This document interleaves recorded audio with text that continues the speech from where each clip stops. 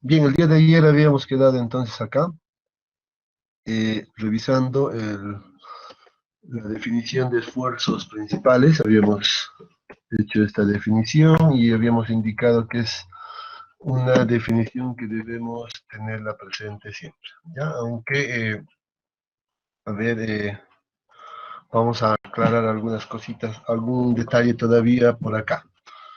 En la práctica general, para casos prácticos, generalmente se supone que el esfuerzo sigma 2 es igual al esfuerzo sigma 3, o sea que estos esfuerzos laterales son iguales en ambas direcciones. ¿Ya? Entonces, a veces es más conveniente en realidad ya no hablar del sigma 2, que es el esfuerzo intermedio, sino considerar solamente el esfuerzo principal mayor, que es este, y el esfuerzo principal menor. O sea, hacer que este actúe en todas las direcciones. Generalmente se hace aquello. ¿Ya? Entonces, simplemente como recomendación, ya a veces este no se toma en cuenta, ya no se considera. Pero teóricamente está ahí. ¿Ya? Entonces, a veces es bueno aclarar este detalle. Bien, una vez que ya hemos definido a estos esfuerzos principales, pues vamos a continuar avanzando y vamos a ver, a revisar los esfuerzos que existen o los esfuerzos que estudiamos, los que se encuentran en el suelo. O sea, dentro de qué esfuerzos vamos a encontrar, pues, en otras palabras. Dice uno de los esfuerzos principales que nos vamos a encontrar cuando uno analiza el terreno, pues es el denominado esfuerzo total, que como definición tiene o indica lo siguiente. Dice, es la suma de los esfuerzos absorbidos por todas las fases del suelo. Este esfuerzo es el que absorbe todo el peso del suelo y todo lo que se encuentra sobre el suelo. Ya, entonces, en otras palabras, este esfuerzo total, dice, o se vuelve esfuerzo total cuando actúan todas las fases. Recordamos cuáles son las fases del suelo: la fase sólida, la fase líquida y la fase gaseosa, ¿verdad? Entonces, en algunas situaciones, estos tres componentes pues van a resistir, por un lado, el peso acumulado del terreno que se encuentra y adicionalmente algún peso extra o el peso de las estructuras que nosotros colocamos. Entonces, en ese caso, el esfuerzo total, bueno, va a ser definido cuando todas las fases del suelo estén actuando para soportar estas cargas. Debido a aquello, pues vamos a definir el esfuerzo total con la siguiente ecuación. Y entonces vamos a decir que sigma, sin ninguna identificación, sigma simplemente va a ser igual al peso total acumulado de cada nivel dividido entre el área donde actúa. Ya, entonces esta es la definición inicial para una de las primeras ecuaciones que vamos a venir, el esfuerzo total. Entonces vamos a aclarar un poco este detalle. Vamos a suponer que tenemos el nivel del terreno por acá y vamos a suponer que tenemos un punto de análisis en este punto. Entonces, para determinar el esfuerzo total en este punto, entonces vamos a considerar todo el peso que esté transmitiendo inicialmente este terreno o este perfil, y la vamos a dividir entre el área donde actúa y vamos a obtener el esfuerzo total. Si hubiera alguna estructura por encima, entonces, que esté transmitiendo otro peso, la vamos a llamar, por ejemplo, W de la sub E, que significa de la estructura, pues entonces este peso pues se va a transformar simplemente en este W del suelo, la vamos a identificar, más el peso de la estructura. ¿Qué peso me está transmitiendo esta estructura? ¿Verdad? Y obviamente la sección A pues va a continuar de esa manera. Entonces, eso es lo que se tiene. Si hubiera más pesos o si hubiera distintos estratos, pues el concepto es exactamente el mismo. Ya, entonces simplemente para aclarar aquello. Guárdenme, vamos a borrar un poco esto.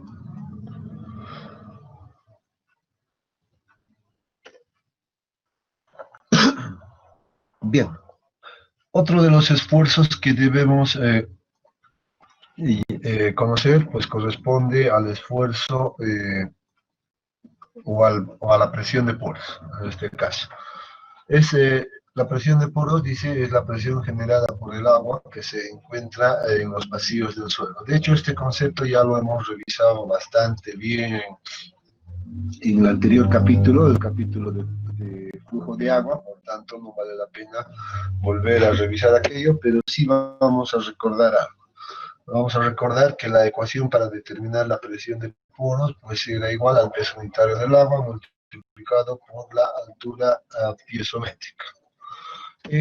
Esto, recordando que esto era válido para la zona freática o una zona saturada, y en caso de que nos encontráramos en una zona badosa o una zona no saturada, pues entonces teníamos la introducción del grado de saturación con el signo negativo y también la diferencia de la altura, que era la altura medida o referida a partir del nivel freático hacia el terreno. Entonces ahí tenemos las dos ecuaciones que ya sabemos o ya conocemos en realidad. En este caso, para este capítulo, nuevamente estas ecuaciones son válidas, por tanto podemos utilizarla.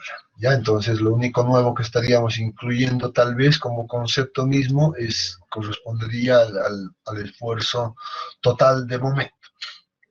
Sin embargo, ahora, ya que estamos hablando del caso de esfuerzos, pues sí estamos mencionando el primer caso que sería, o el primer esfuerzo, el esfuerzo total, y el segundo que correspondería a la presión de poros, que al final es igual a un esfuerzo generado por el agua, y todavía nos falta hablar tal vez del más importante, que es el que le da el nombre en realidad a este capítulo, que corresponde al esfuerzo efectivo. Por tanto, este es el tercer esfuerzo que debemos ahora aplicar.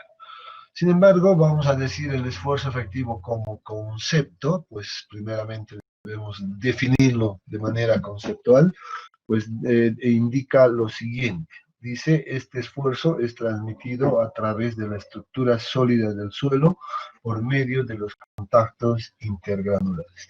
Es un concepto que debemos realmente memorizarlo y tenerlo en la cabeza en todo momento. ¿Ya? Entonces vamos a todavía continuar porque tiene una segunda parte, esta definición de esfuerzo efectivo. Dice, por otro lado, es un componente del esfuerzo total que se encarga de controlar las deformaciones debido al cambio de volumen y la resistencia al corte del suelo. Entonces, voy a pedir que tratemos de revisar, o todos traten de revisar esto.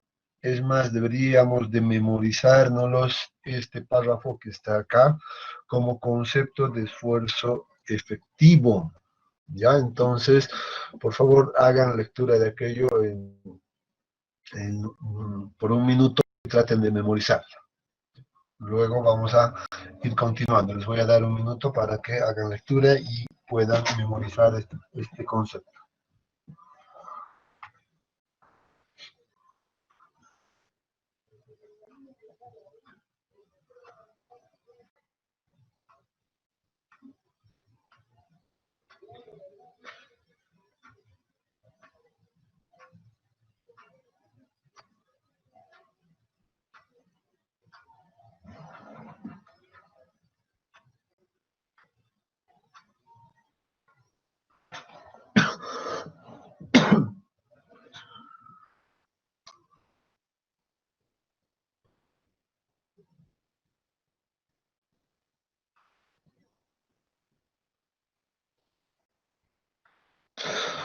Bien, considerando que ya hemos hecho lectura de esto, pues a ver, hay que hacer un pequeño análisis respecto a este concepto, porque es el concepto base tal vez del capítulo, ¿ya? Entonces nos dice algunas cosas que podemos rescatar de este concepto, que es el esfuerzo que se transmite a través de la estructura sólida del suelo. Entonces, este esfuerzo se va a transmitir a través de los contactos que existen entre las partículas sólidas, en otras palabras, ¿verdad? Entonces, seguramente en el suelo, pues va a existir varios contactos entre sólido y sólido, y pues vamos a tener varias fuerzas intergranulares que van a hacer una sumatoria y van a convertirse seguramente en un esfuerzo, ¿verdad? Entonces, entre las cosas más importantes que indica, pues dice que este esfuerzo que se transmite entre los contactos, pues es el que controla las deformaciones que se van a producir en el terreno. O todo cambio que se produzca en el terreno, pues va a depender del esfuerzo efectivo, es lo que nos indica en otras palabras. Entonces eso me lleva a la conclusión de que si yo no tengo adecuadamente calculado el esfuerzo efectivo para una determinada condición, entonces pues seguro que vamos a tener errores al momento de realizar el cálculo de las deformaciones plásticas que hemos observado, y vamos a generar susceptibilidades en nuestro diseño. Entonces, ven la importancia de estos. En otras palabras, podemos concluir con lo siguiente: si calculo mal el esfuerzo efectivo, pues no esperemos un buen diseño geotécnico de las estructuras. Es así de simple, así concreto debemos entender este punto. Entonces, mucho cuidado en este punto. Por eso es que se exige bastante en el cálculo del esfuerzo efectivo. Se hace variar mucho las condiciones para poder tener distintos métodos o distintas condiciones de cálculo, pero que todos estén correctos. Entonces, bien, dicho esto, vamos a continuar y vamos a tratar de hacer la interpretación de este concepto que nos está refiriendo para pues definir la ecuación que va a gobernar al esfuerzo efectivo. Para aquello, pues vamos a determinar inicialmente un pequeño elemento de suelo. Vamos a tener una vista en planta, va a ser esta, de que va a tener las dimensiones X y Y en esta dirección. Por tanto, seguramente el área donde va a actuar todo va a ser igual a X por Y, ¿verdad? Eso está fácil de entender acá. Sin embargo, si estamos tomando este pequeño elemento de suelo, ¿qué pasa si la vemos en vista en planta y suponemos que le hacemos un corte a través de un plano determinado? Entonces, ¿qué es lo que vamos a observar? Pues vamos a observar que en este plano determinado vamos a tener las partículas de distintas dimensiones, ¿verdad? Entonces vamos a tener una estructura similar a esto. Por otro lado, si suponemos que este suelo estaba saturado, pues seguramente estos espacios celestes corresponderán al espacio que está ocupando el agua en relación a los sólidos, ¿verdad? Entonces acá tenemos la parte sólida y el agua en este otro componente. Muy bien, entonces si ahora también podemos, es fácil imaginar ahora en una vista en corte, y suponer que encima de esta partícula seguramente se encontraba otra partícula en contacto, y sobre esta otra, etcétera, ¿verdad? Entonces ahí vamos a realizar el análisis. Por tanto, vamos a tener un pequeño corte, un zoom en un pequeño elemento de suelo. Vamos a tener esta configuración. Ahí tenemos una partícula sólida que corresponde a la parte inferior en este caso. Ahora, si suponemos en la parte superior, pues como les decía, seguramente va a haber una partícula que va a estar en contacto con cada una de estas partículas de acá. Y seguramente el punto de contacto entre estas, pues o el área de contacto, pues va a ser diferente. Por ejemplo, acá yo estoy observando que tiene un área de contacto pequeña, aunque el elemento es grande, ¿verdad? Entonces, pero está actuando en una determinada área, ¿verdad? Están entrando en contacto en eso. Eso va a ocurrir a lo largo de todo el perfil del suelo. Siempre vamos a tener esos contactos. Y ahora, adicionalmente, vamos a suponer, hemos dicho que este suelo está completamente saturado, por tanto, esto está lleno de agua. En este punto, en esta configuración, pues debemos de realizar un análisis de lo que está ocurriendo y vamos a seguramente llegar a alguna conclusión. Inicialmente, sabemos que por encima, si nos ubicamos a un determinado punto, pues vamos a tener que el suelo mismo ya transmite una fuerza, en este caso vamos a decir que esa fuerza es una normal, N, que está en esta dirección, corresponde al peso propio del suelo. Es algo que está actuando para un determinado plano. Sin embargo, ahora debemos también ver qué es lo que contrarresta a este peso, porque al final existen fuerzas que van a generar el equilibrio para que esto se mantenga fijo, ¿verdad? Entonces, en ese sentido, pues vamos a ver, por ejemplo, cuáles son esas fuerzas. Dice, obviamente, debido al contacto que existe entre estas partículas y obviamente la suma de muchas de acá, pues vamos a tener una fuerza intergranular que va a ser P sub I. En este caso, P sub I va a ser una fuerza que se transmite entre los contactos de las partículas. Ya, entonces, esta es la que va reaccionando o soportando también a la normal que tenemos acá inicialmente. ¿Qué otra fuerza más vamos a tener por acá? Sabemos que el suelo, al estar saturado, como estamos viendo acá, pues el agua también reacciona. Y el agua reacciona a través de la presión de poros, como es que estamos observando acá. Entonces la presión de poros está actuando, observen, obviamente en los espacios acá vacíos, donde no se encuentran las partículas. Por tanto, acá no puede actuar el agua, pero sí en su alrededor. Entonces esto es una representación de eso, de esa configuración, de que el agua está actuando también en todo este espacio vacío acá. Bien, entonces, ya con esta configuración digo, entonces a la fuerza normal que está actuando en esta dirección, pues se oponen dos fuerzas principales, que es la intergranular acá, y la presión generada por el agua. Entonces, si hablamos ahora de un equilibrio de fuerzas que estamos haciendo, en realidad este no es una fuerza, esto es una presión, hay que tener en cuenta aquello, pero sí la podemos volver seguramente a fuerzas conociendo el área donde actúa esto. Entonces, haciendo este equilibrio de fuerzas, pues vamos a llegar seguramente a la siguiente ecuación. Vamos a decir que la fuerza normal que tenemos acá va a ser igual a la fuerza intergranular más la fuerza generada por el agua. La fuerza generada por el agua va a ser igual a la multiplicación de la presión de poros multiplicada por el área donde actúa. Y obviamente el área donde actúa el agua pues va a ser igual al área total. Hemos dicho que el área total va a ser igual a la multiplicación de todo este elemento, X por Y, ¿verdad?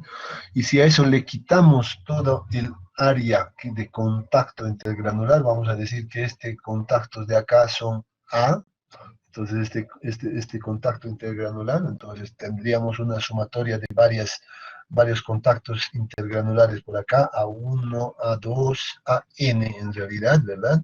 A2, y hasta que va a ir seguramente a un punto de AN, ¿verdad? Entonces, si quitamos todo la sumatoria de lo que ocupan los sólidos, pues vamos a tener el espacio de los vacíos. Es por eso que colocamos acá dentro de esta ecuación como el área total A menos el área de contacto entre las partículas, A minúscula. ¿Ya? Entonces eso simplemente para aclarar esta primera ecuación que acabamos de plantear. Que si bien estas fuerzas nos dan el equilibrio, pues ahora seguro que podemos todavía desarrollar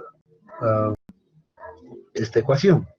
pues vamos a hacer vamos a dividir esta primera ecuación, esta ecuación 1 que tenemos acá, la vamos a dividir todo entre el área, vamos a suponer en todo el área de trabajo, o donde esté actuando el peso.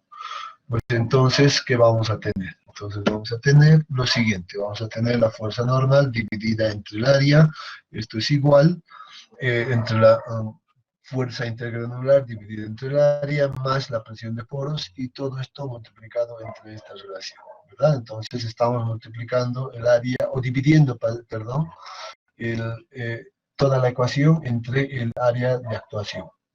Entonces de esa manera tenemos esta configuración. Y pues ahora en esta segunda ecuación, debemos hacer un análisis de qué significa cada término ahora. Si esta es una fuerza normal, pues fuerza sobre área, pues sabemos que va a ser un esfuerzo, ¿verdad? Por definición. Entonces vamos a tener un esfuerzo. Sabemos que acá tenemos una fuerza intergranular P sub I. Entonces, si dividimos entre el área, entonces, ¿qué vamos a tener? Nuevamente, un esfuerzo, ¿verdad? Aquí tenemos ya la definición de esfuerzos. En este caso, y el área, acá esto seguramente se va a volver en la unidad, y acá nos va a quedar una pequeña fracción de áreas que es relaciona al área de contacto entre las partículas, dividido entre el área total que estamos midiendo. Ya en función de aquello, pues vamos a tener la ecuación 3, que va a ser igual al esfuerzo dividido entre esfuerzo prima, la vamos a colocar de momento, más la presión de poros multiplicado por 1 menos esta fracción de área. Si recordamos los conceptos ya revisados hasta este momento, pues vamos a tener que este sigma es el esfuerzo total que hemos definido en la anterior diapositiva, y este esfuerzo sigma prima, pues va a ser seguramente la definición del esfuerzo o del concepto de esfuerzo efectivo. Por tanto, sigma prima pues va a ser igual al esfuerzo efectivo. ¿Por qué? Porque el concepto nos dice que es el esfuerzo que se transmite a través del contacto intergranular, como indica acá. Por tanto, estamos observando en la imagen que esta fuerza intergranular, pues P sub I, pues se convierte en esfuerzo dividiendo entre esto, y por tanto sería el esfuerzo efectivo. Ya, entonces de ahí viene esta definición. Por tanto, vamos a partir de ahora, sigma prima para nosotros va a ser igual a esfuerzo efectivo. Ya la presión de poros la conocemos, pero todavía tenemos una pequeña fracción de área acá que debemos todavía concluir con algo. La condición o la hipótesis que se introduce en este punto, pues corresponde a lo siguiente: a que se considera que esta relación de áreas, en realidad es una relación geométrica, pues es una pequeña fracción de área y es muy pequeño. Debido a esta variación, pues en la práctica de la geotecnia, pues esto se considera igual a cero. ¿Ya? Entonces, o tiende a cero, en otras palabras. Si esto tiende a cero, pues seguramente esta ecuación se convierte en cero, y vamos a tener simplemente la ecuación compuesta por los tres esfuerzos que existen en el suelo. De tal manera que vamos a definir finalmente la ecuación del esfuerzo efectivo como la diferencia del esfuerzo total y la presión de poros. Ya, entonces, esta es la ecuación que debo yo memorizar para este capítulo, debo aprendérmela, debo tenerla en mi cabeza siempre, en todo momento, la ecuación de esfuerzo efectivo. ¿Ya? Entonces, relaciona obviamente esta ecuación a los tres esfuerzos que hemos revisado que existen en el terreno: esfuerzo total, presión de poros y esfuerzo efectivo principalmente. Entonces, vamos a dar un minuto para ver si hay algunas consultas hasta este punto.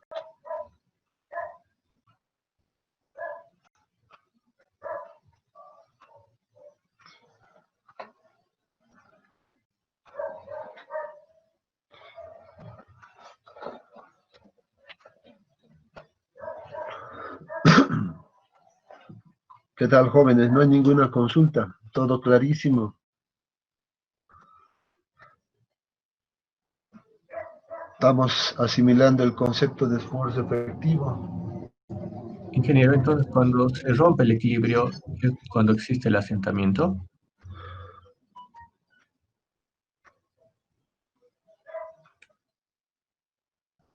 Bien, a ver, respondiendo.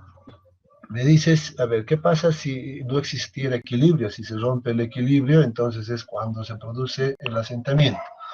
En realidad no es tanto de esa manera, ya porque ¿qué es lo que va a ocurrir? Vamos a suponer, voy a ponerlo por este punto, voy a suponer que tenemos inicialmente un terreno natural nuevamente. Sabemos que el terreno en su estado natural está en equilibrio, ¿verdad? Así tenga agua, tenga las condiciones más críticas, ¿qué va a pasar? Siempre va a estar en equilibrio, el suelo pues se va a acomodar de esa manera, ¿verdad? Toda la fuerza y todo aquello pues va a pasar a tener esta configuración en ese momento. En ese punto pues vamos a decir que el esfuerzo efectivo, por ejemplo, acá, para esa primera condición, la voy a llamar una condición 1, pues va a tener un determinado valor y está en equilibrio, ¿ya? Sin embargo, ¿qué va a pasar si ahora nosotros le sumamos, por ejemplo, le vamos a colocar una estructura ahí en la superficie? Y la vamos a poner que esto corresponde para un tiempo 2. Este va a ser un tiempo 1 y un tiempo 2. Ahora le estamos aplicando una carga de una estructura. Pues la idea de esto es ver qué va a ocurrir con el esfuerzo efectivo en este mismo nivel, en este tiempo 2. Eso es lo que hay que imaginar en este caso. ¿Qué va a pasar? Obviamente está transmitiendo un peso adicional de la estructura, como ya habíamos dicho, ¿verdad? Pero ¿qué va a pasar? En este caso, dependiendo del tipo de material, pues van a empezar a reaccionar inicialmente van a empezar a cambiar los esfuerzos. Hemos visto el día de ayer que esto es una variación de esfuerzos, ¿verdad? Y esto ocurre más cuando pues aplicamos una carga acá, por ejemplo, suponemos que es una carga de una de mis estructuras y va a generar un cambio. Lo que sí va a ocurrir esto es que va a pasar un cambio. Entonces, eso es lo que hay que determinar. ¿Cuánto ha cambiado y cuánto ha crecido en realidad el esfuerzo efectivo? Si el esfuerzo efectivo se incrementa o crece, y eso es lo que hay que entender, seguramente ahí se va a producir las deformaciones. Cuando cambie esto, recordemos este concepto, dice controla las deformaciones, ¿verdad? Entonces, si cambia el esfuerzo efectivo, cambian las deformaciones. Si crece esto, pues van a crecer estas deformaciones. ¿Ya? Y de hecho esto tiene que ver mucho con el tipo de material, el comportamiento, etcétera, que vamos más adelante a desarrollar aquello, más adelante en el capítulo, quiero decir. Ya entonces, lo que debemos hacer es que, lo que hay que entender más bien, perdón, es que si vamos a poner alguna carga adicional, pues me va a generar cambios en el nivel de esfuerzos, en todos estos esfuerzos que hemos analizado, esfuerzo total, esfuerzo, presión de poros inclusive y esfuerzo efectivo. Pero nuevamente va a volver al equilibrio. Bajo esta última condición, bajo la condición 2, pues nuevamente el terreno va a volver en equilibrio, con la única diferencia de que va a haber cambios y esos cambios seguramente ya me han generado algunas deformaciones. Ya eso podríamos aclarar respecto a la consulta.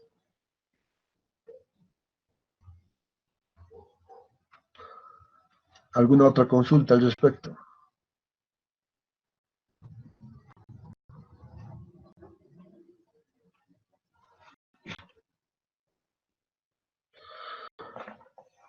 Bien, entonces, si no hay más consultas al respecto, pues vamos a dar por concluido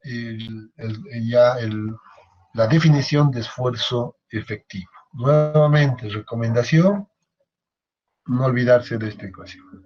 ¿Ya? Vamos a continuar ahora.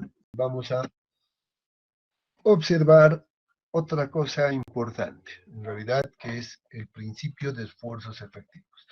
Hay que notar en realidad que esto no es el concepto, hay que hacer esa diferencia, dice el principio, o sea, ¿en qué se basa? O sea, ¿por qué se define el esfuerzo efectivo como lo hemos definido anteriormente?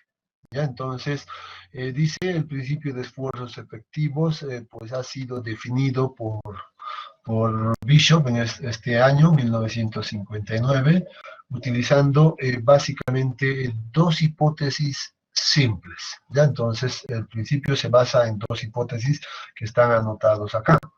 Y hay que tener presente estas hipótesis. ¿Qué es lo que nos dice la primera hipótesis? Nos dice el cambio de volumen y deformación de los suelos depende del esfuerzo efectivo y no del esfuerzo total, ¿verdad? Por tanto, la ecuación que hemos eh, apuntado anteriormente, pues es válida. Por tanto, se debe utilizar esta ecuación. Ya vamos a hablar un poquito de esta primera hipótesis.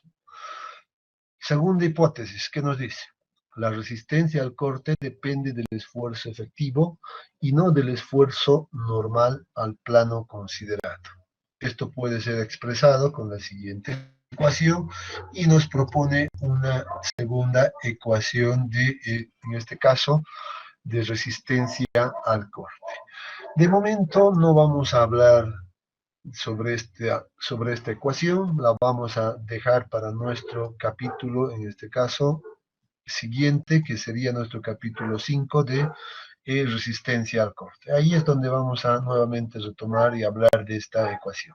Sin embargo, pero ya debemos tener presente, dice que también este concepto de resistencia al corte depende del esfuerzo efectivo. Nuevamente, es otra cosa importante que estamos apuntando. Sin embargo, ahora me voy a venir a un poco a hacer el análisis del principio de esta primera hipótesis como planteamiento. ¿Qué nos dicen? A ver, nuevamente vamos a analizar. Dice el cambio de volumen, ¿verdad? El cambio volumétrico que ocurre en el terreno, cualquier deformación relacionada en este caso, pues depende del esfuerzo efectivo. Ah, entonces muy bien. Y además me aclara y me dice, no del esfuerzo total. Yo conozco los tres esfuerzos. A ver, un momento. Aguárdeme un rato.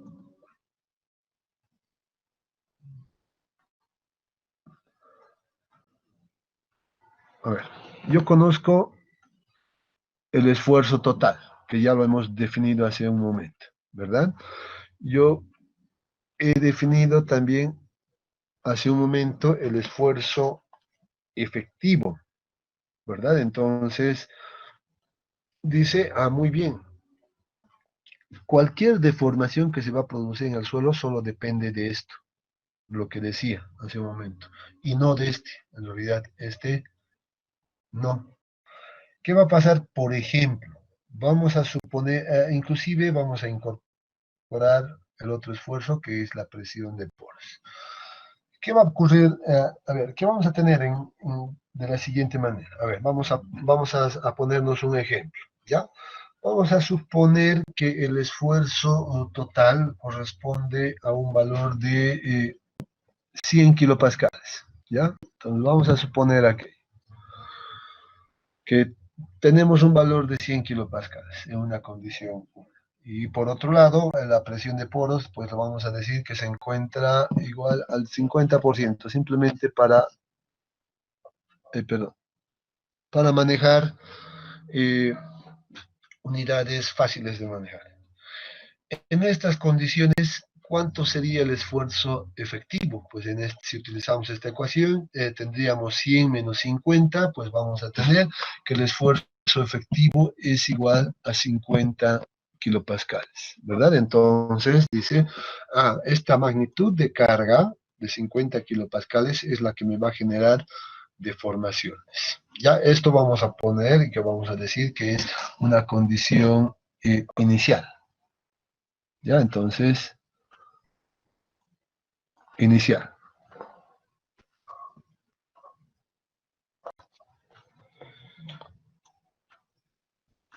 Una condición inicial.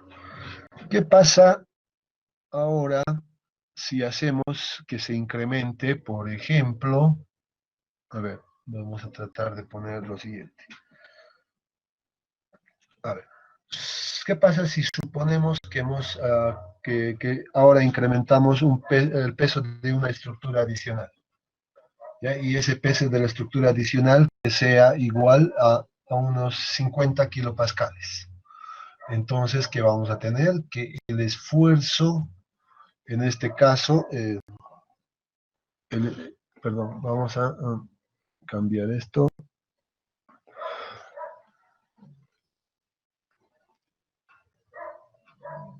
Que el esfuerzo total, en este caso, pues tomaría un valor de 150, suponiendo que 50 kilonewtons corresponde al peso de la estructura. Sin embargo, al inicio, en realidad, y esto lo vamos a analizar seguramente en la siguiente clase ya, que vamos a ver aquello, dice, al inicio el esfuerzo efectivo no va a producirse ningún cambio, por tanto se va a mantener 50 kilopascales, se mantiene.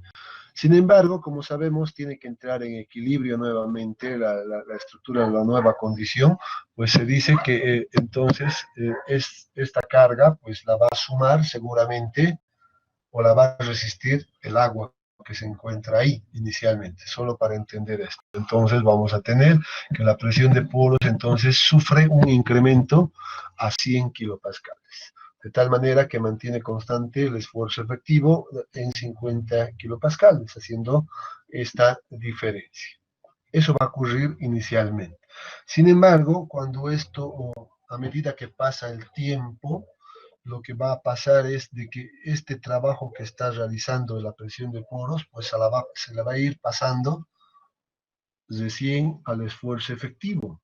Y en algún momento, pues en algún momento vamos a tener de que la presión de poros pues va a volver a la condición inicial, a los 50 kilopascales que se tenía inicialmente. Por tanto, vamos a decir que para un tiempo considerable, esta presión de poros nuevamente se va a volver a una condición inicial que es 50 kilopascales. En este caso, ¿qué va a pasar? Pues seguramente el esfuerzo efectivo pues se va a incrementar recién, ¿verdad? Después de un tiempo, ¿verdad? Vamos a tener 150 menos 50, pues tenemos los 100 kilopascales. Entonces, ¿qué ha pasado? Después de un determinado tiempo, pues se tiene que el esfuerzo efectivo ha sufrido un incremento. Y una vez que ha sufrido un incremento, pues ahí sí se va a empezar a producir las deformaciones. ¿Ya? Entonces ahí es cuando se producen recién estos cambios en el terreno. A veces los cambios pueden ser casi inmediatos después de la construcción, a veces pueden todavía pasar mucho tiempo o años, puede ser semanas, puede ser meses o puede ser inclusive años para que esto ocurra.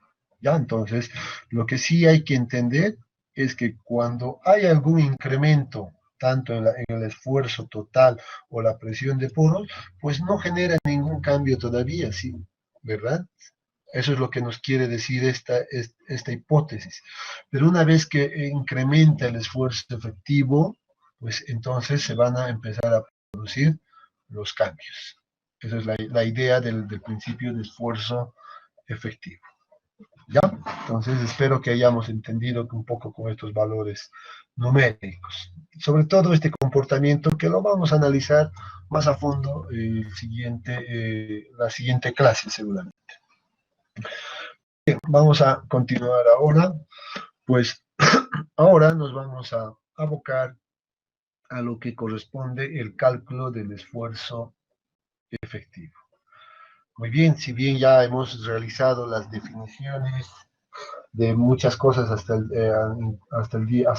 momento, incluyendo las cosas que hemos visto el día de ayer, entre las definiciones de esfuerzo, esfuerzo normal, esfuerzo de corte, esfuerzos o deformaciones normales, deformaciones de corte, etcétera, las respuestas de los materiales, cómo reacciona ese comportamiento, esfuerzo de formación, que hemos analizado. Ahora hemos definido los conceptos de esfuerzos principales, luego esfuerzo total, presión de poros y finalmente esfuerzo efectivo, ¿verdad?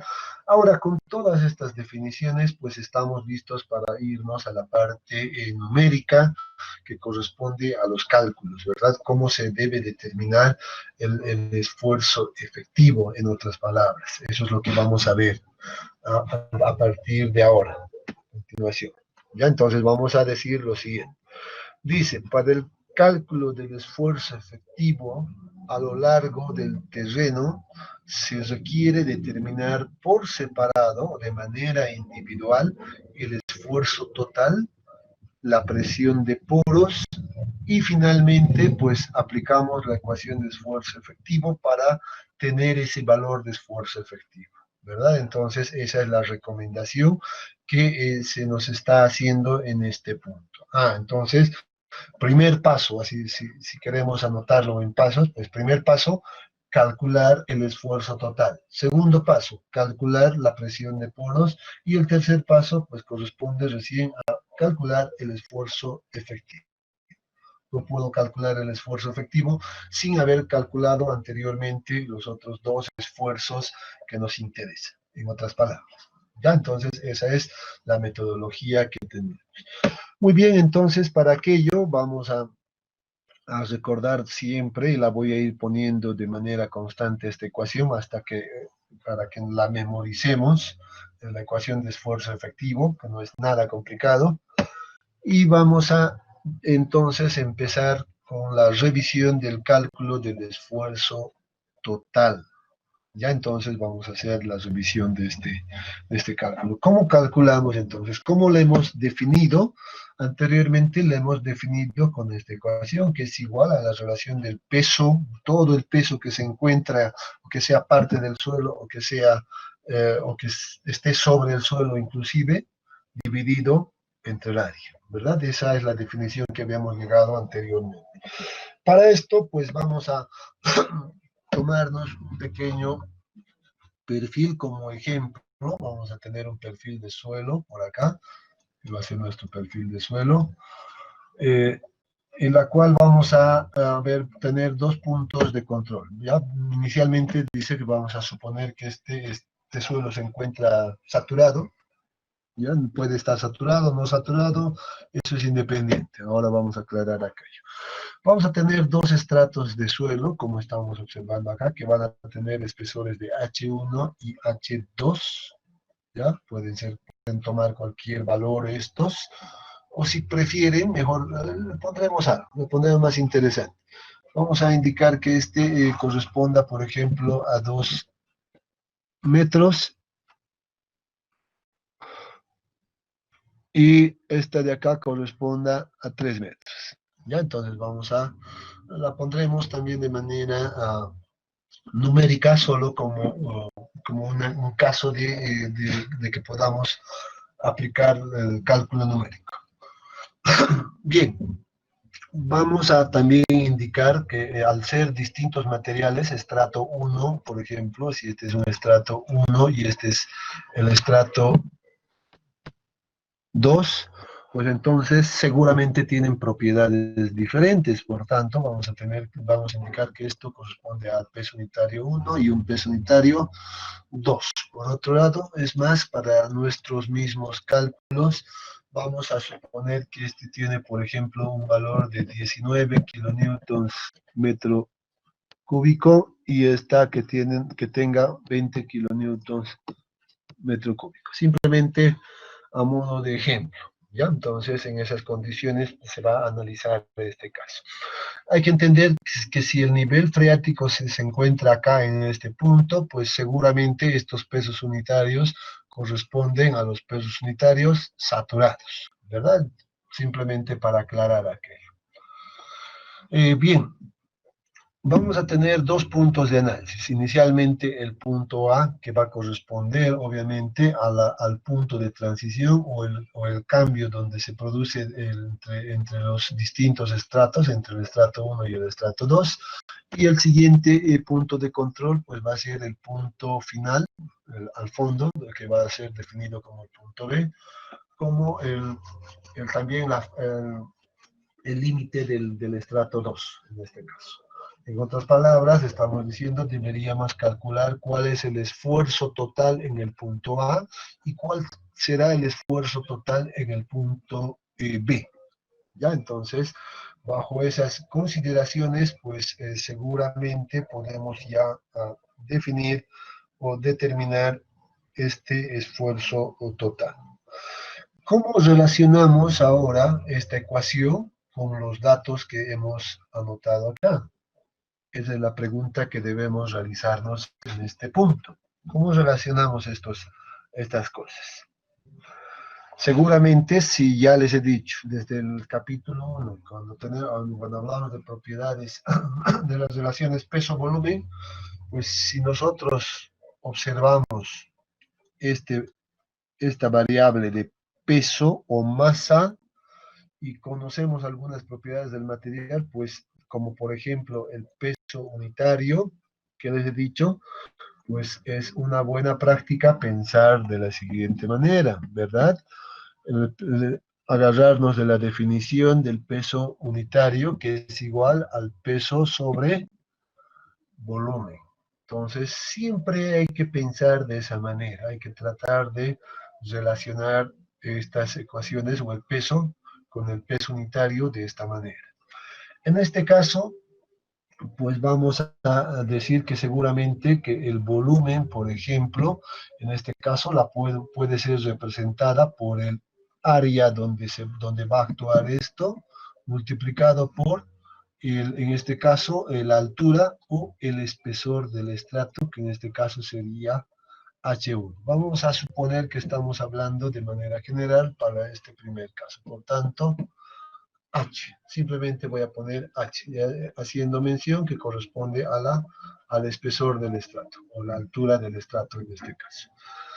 Reemplazando en esta ecuación, entonces, ¿qué vamos a tener acá? Vamos a tener de que el esfuerzo total va a ser igual a la multiplicación del peso unitario de ese material multiplicado por el volumen, que será igual a la multiplicación del área por el espesor del estrato. Todo esto dividimos entre A, y acá observamos que esta sección A se elimina y tenemos simplemente que el esfuerzo total había sido igual a la multiplicación del peso unitario del material por H.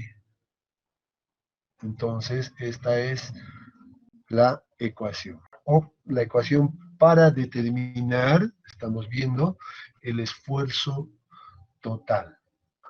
Muy bien, entonces ahora vamos a irnos a este ejemplo y vamos a decir, si aplicamos esto que acabamos de deducir, pues entonces, ¿cuánto será el esfuerzo total, por ejemplo, en el punto A?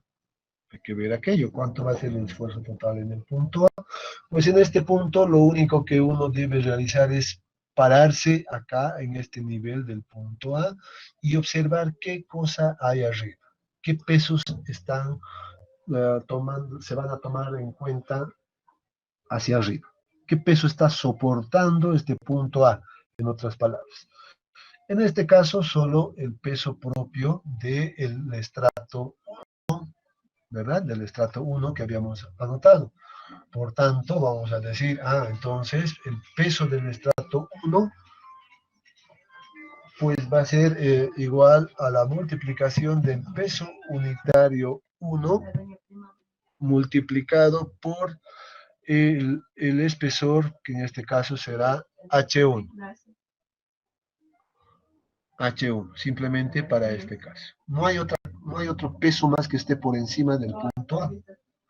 Por tanto, muy bien, si ahora reemplazamos los valores que habíamos puesto anteriormente, como 19 kilonewton metro cúbico y 2, pues ¿cuánto será ese valor en magnitud? Solo para seguir el ejemplo. 19 por 2, ¿cuánto nos queda? Es 38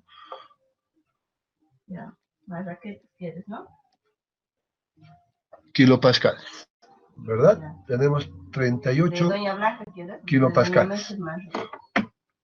Entonces, esa sería la magnitud del esfuerzo total en este caso, para el punto A. Pero, ¿qué pasa ahora si quiero determinar el esfuerzo total en el punto B? Pues vámonos acá al punto B y vamos a tener ahí lo siguiente. Nuevamente, ¿qué peso está soportando el punto B acá?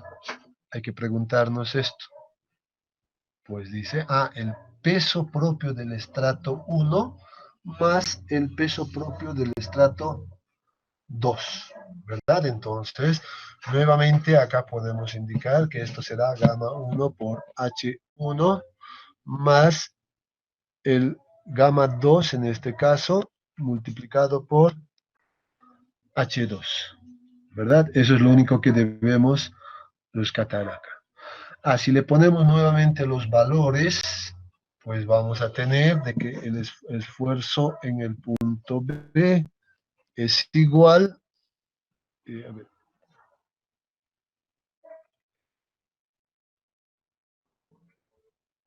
aguárdenme un momento, ha ocurrido algo. Cancelar.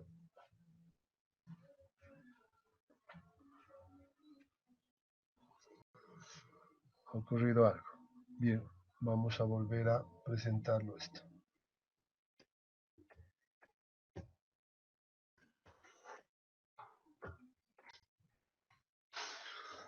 Bien, les decía, entonces sabíamos, estábamos calculando en realidad, vamos a ver esto, que el esfuerzo en el punto A correspondía a 38 kilopascales. Ya no vamos a volver a reescribir aquello. Y habíamos dicho que para el esfuerzo en el punto B, pues esto era igual a la multiplicación de H1 por gamma 1 más H2 por gamma 2, ¿verdad? Entonces, hacíamos el cálculo ahora, la verificación numérica, y decíamos, pues ya tengo conocido el peso del estrato 1, que era igual a ¿cuánto? A 38, pues simplemente ya debo considerar aquello, más cuánto es el peso que va a pasar el estrato 2, en este caso, el estrato 2, decíamos que esto era igual a 3 metros, tenemos 3 metros ahí, y este era igual, tenía un valor igual de 20 kilopascales. Por tanto, esto sería igual a 60 kilopascales. Noten que en el punto B, ahora, pues tenemos el esfuerzo total, que va a ser igual a 98 kilopascales, ¿verdad? Entonces, esa es la manera de calcular el esfuerzo total. Bien, sin embargo, ¿qué pasará? Hay que preguntarnos acá, ¿qué pasará si tuviéramos más estratos por acá abajo, por ejemplo? Tendríamos un estrato 3, tendríamos un estrato 4 por debajo, etcétera. ¿Qué va a cambiar en el cálculo del esfuerzo total? Absolutamente nada. El concepto va a ser exactamente el mismo. ¿Ya? Entonces el concepto va a ser el mismo. ¿Qué va a pasar si tendríamos ahora una carga, por ejemplo, en la superficie, por ejemplo, de esta manera? ¿Qué pasará si tendremos una carga de esta manera? Pues el concepto va a ser exactamente lo mismo, solo que vamos a tener que considerar cuánto es la magnitud de esta carga que está transmitiendo la estructura, ¿verdad? Por tanto, pues podemos llegar a la siguiente conclusión y decir que el esfuerzo total en cualquier punto, pues va a ser definida como la sumatoria de la multiplicación de los pesos unitarios sub i, eso significa de cualquier estrato que tenga, multiplicado por su correspondiente espesor H sub. Entonces, de esa manera, pues nos damos cuenta que el cálculo del esfuerzo total resulta ser simple, ¿verdad? Entonces, vamos a tener una manera de calcular de manera simple. Bien. Por otro lado, acá debemos, bueno, mencionar, no voy a pasar todavía, al cálculo de la presión de poros, ¿verdad? Entonces es el otro esfuerzo que nos falta, que corresponde a la presión de poros. Pues como ya he dicho, este valor ya lo hemos aprendido a calcular en el capítulo anterior, ¿verdad? Donde habíamos dicho que esto es igual a peso unitario del agua por la altura piezométrica para todo este componente, en este caso, para este caso, que esté saturado. En caso de que haya un estrato no saturado, y hemos dicho que la presión de poros, pues la vamos a calcular incorporando el negativo del grado de saturación multiplicado por el peso unitario del agua y por la altura que es referida al nivel freático. Mismas ecuaciones que ya hemos conocido. Por tanto, este cálculo ya lo conocemos, ya sabemos cómo realizarlo. ¿Ya? ¿Alguna consulta hasta acá del cálculo del esfuerzo total, sobre todo?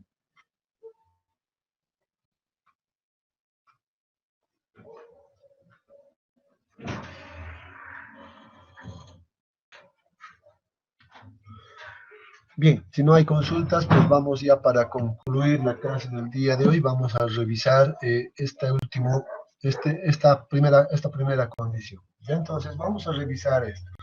¿Qué nos dice el cálculo del esfuerzo efectivo en una condición hidrostática? Debo aclarar en este punto que para determinar el valor del esfuerzo efectivo, pues la condición en la que se encuentra el material, pues es importante. Este primer caso que estábamos observando, pues corresponde a una condición hidrostática. Eso significa de que en realidad, de que no existe ni movimiento del agua. Por tanto, nos vamos a basar para este ejemplo, nos vamos a basar en la figura que está presente en nuestro texto guía y vamos a tomar este modelo, el mismo modelo que nos presenta nuestra bibliografía base. Para este caso dice, pues vamos a tener este pequeño permeámetro, es un permeámetro en el cual se han instalado 3 piezómetros en niveles de control en distintos puntos, en el nivel A, en el nivel C y en el nivel B, por ejemplo. Y dice además esta configuración, pues, que tiene una válvula de control, la cual pues, nos va a permitir controlar de que si va a existir flujo o no va a existir flujo en este elemento. ¿Ya? En este caso, dice, nuestra válvula se encuentra cerrada, por tanto, no existe movimiento del agua, por tanto, los niveles del agua en los distintos puntos, tanto en A, C y B, pues se encuentran en el mismo nivel como estamos observando acá. Dice, sin embargo, sobre el nivel A, el punto A donde hemos marcado, pues hay una columna de agua que está por encima, que tiene un espesor de H1, como estamos observando acá, y el suelo tiene un espesor de H2 entre el punto A y el punto B. El punto C se encuentra a una profundidad Z, dice, a partir del punto A. Estamos ahí. Entonces son las referencias que tenemos inicialmente para este modelo. Entonces acá el objeto es determinar el esfuerzo efectivo, ¿ya? Para estas condiciones, para el punto A, para el punto C y para el punto B. Hay que ver cuánto va a variar aquello. Para aquello, dice, pues no tenemos la siguiente solución. Pues acá está la solución que nos presenta. Dice, inicialmente habíamos determinado el esfuerzo total, la presión de poros y luego finalmente recién el esfuerzo efectivo.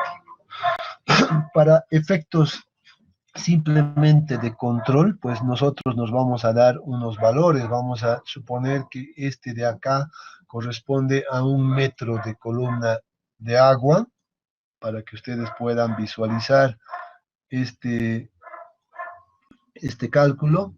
y el espesor 2 que sea simplemente de 2 metros de espesor. Vamos a ver qué nos da. Por otro lado, ¿qué es lo que necesitaríamos acá conocer? Pues seguramente el peso unitario, en este caso, vamos a decir que es el peso unitario saturado, porque está, ¿verdad? Está saturado esto, y le vamos a dar un valor de 20, simplemente para que sea fácil de calcular. 20 kilonewtons por metro cúbico. Ya ese va a ser nuestros datos de partida. Entonces, dice ahora, hagamos esos cálculos. Vamos a ir revisando para cada nivel. Pues vamos a iniciar para el nivel A, por ejemplo, calculando el esfuerzo total. Entonces, para aquello vamos a determinar esta manera y vamos a decir, es todo este diagrama que tiene de acá, pues corresponde al peso que está haciendo, que está soportando el punto A. El peso que está soportando el punto A, nuevamente, ¿qué es? Simplemente el peso del agua. Por tanto, ese peso del agua va a ser igual a H1 multiplicado por el peso unitario del agua, gamma, ¿verdad? Entonces, si alguien quiere, puede ya realizar los cálculos y colocar el valor que le corresponde. Nos vamos a ir al punto C, y en el punto C, pues vamos a ver qué es nuevamente la pregunta, ¿qué está soportando el punto C? Pues el peso de A, por eso colocamos H1 por gamma del agua, más el peso de todo este elemento, que será igual a Z multiplicado por el peso unitario saturado del suelo, ¿verdad? Por tanto, estaríamos ya acumulando este siguiente diagrama acá, que va a corresponder a todo esto, ¿verdad?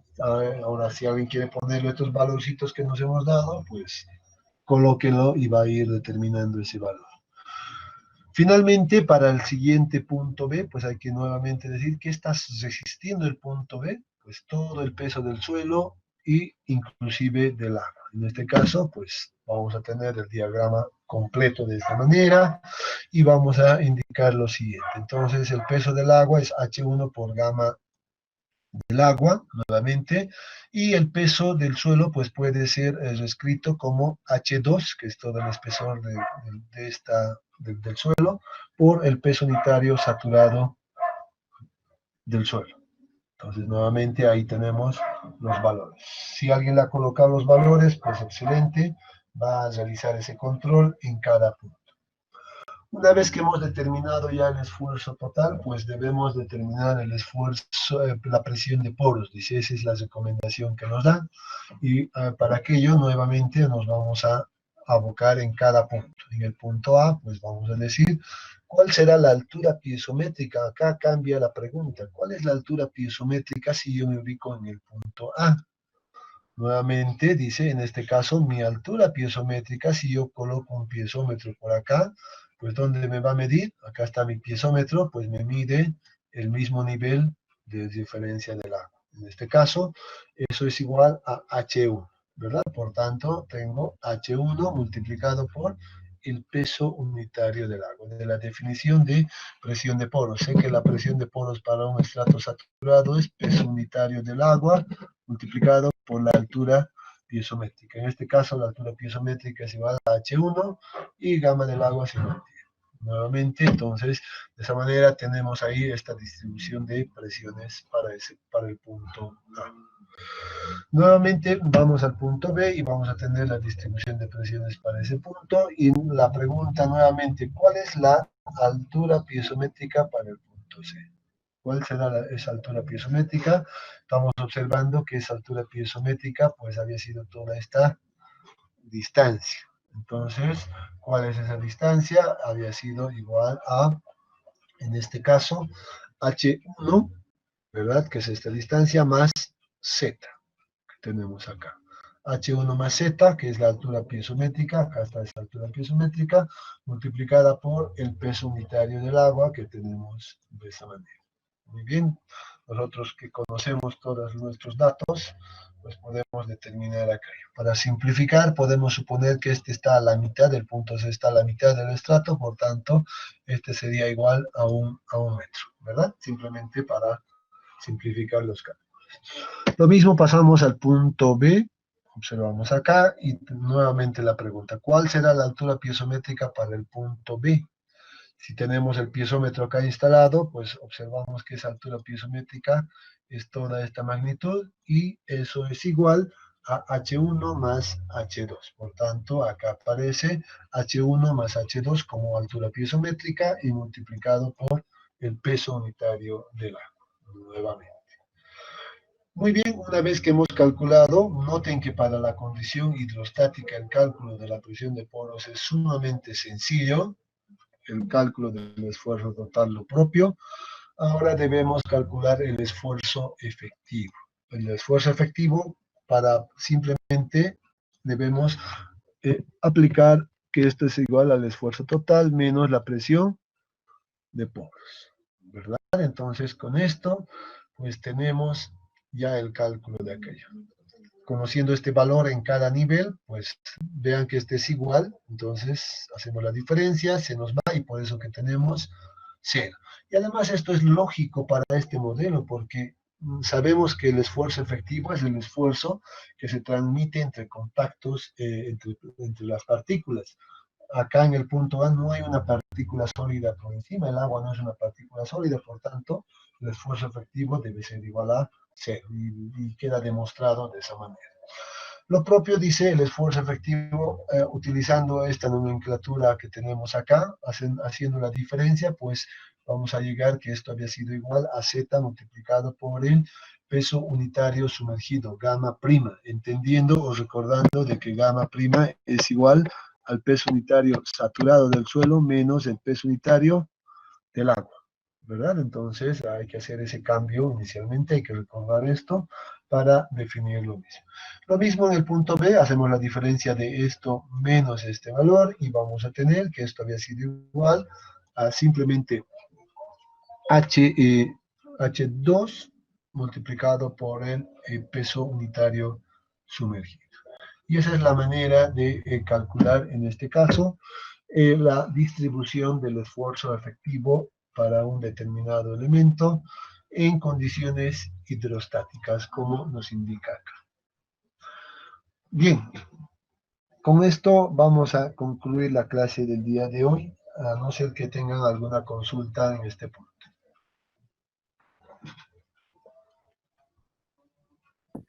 Ingeniero, Sí, te escucho.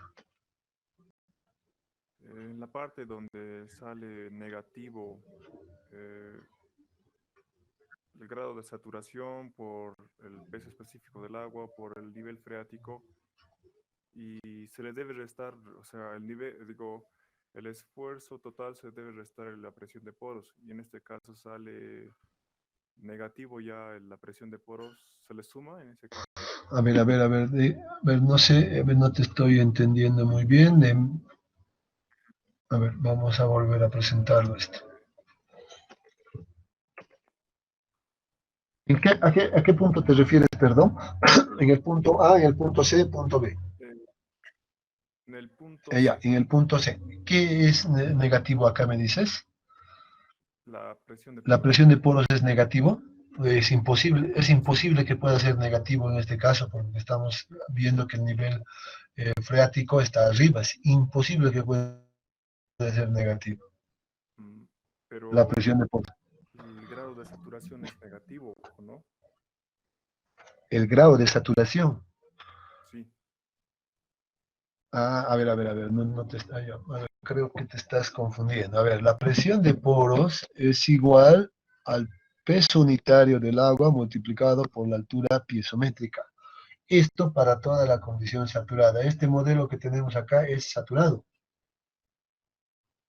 ¿Ya? Sí, sí, ¿Ya? sí. Hasta ahí correcto. Entonces acá no hablamos de ningún grado de saturación. Hemos hablado del peso unitario saturado, que es otra cosa. ¿Verdad?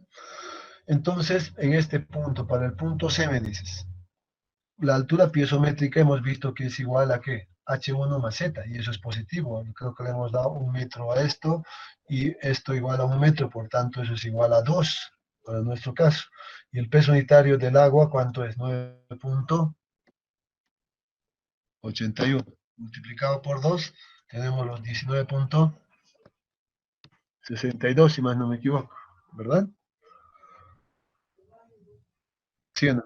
Entonces, no puede ser negativo acá, imposible. Por eso nos muestra esta distribución de presiones de manera positiva, incremental. Todo esto es... Eso quiere decir que cuando el grado de saturación es desde el 100%, eh, yo pensé que poníamos el menos S por peso específico del agua, por altura del piezómetro y así. Por eso creí que salía negativo. No, no, no. Hay que recordar que esto es igual, esto es para la zona saturada. Recuerden del capítulo anterior, del capítulo 5, hemos hecho una descripción, pero a detalle de este punto. Hemos dicho, sí es probable que tengamos simplemente el nivel freático por acá y el terreno que esté por arriba. Para este caso, sí acá vamos a utilizar, digamos, el nivel de grado de saturación para la zona no saturada, ¿verdad? Que va a ser igual a gama del agua por H. Ah, sí. Esto es para esta zona, pero no para esta zona. En la zona saturada, la distribución de presiones, habíamos dicho, y recuerdo esto, que siempre va a ser positivo en este sentido, pero para esta zona va a ser negativo, solamente en ese caso. En este caso estamos suponiendo que el nivel del agua está acá, todo está saturado, por lo tanto no necesitamos incorporar esto. Muy bien, ingeniero, gracias. ¿Está bien? Muy bien, entonces vamos a dar por concluido la clase del día de hoy, y ya la siguiente semana pues continuamos. Ya que tengan un buen día.